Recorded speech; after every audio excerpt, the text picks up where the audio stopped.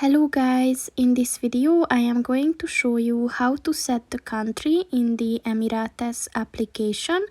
But first I just want to mention, don't forget to subscribe to my channel, because at 10,000 subscribers I am going to show you my whole YouTube revenue statistics and growth strategy, as well as how to make money online.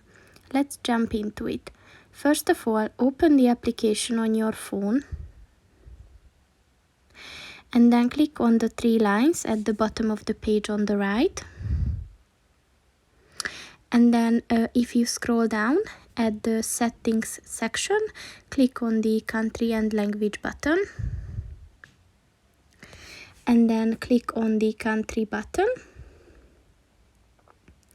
And as you can see, here are all the available countries that you can choose from. So just scroll through them and find yours, and if you found it, just click on it and then click on the done button,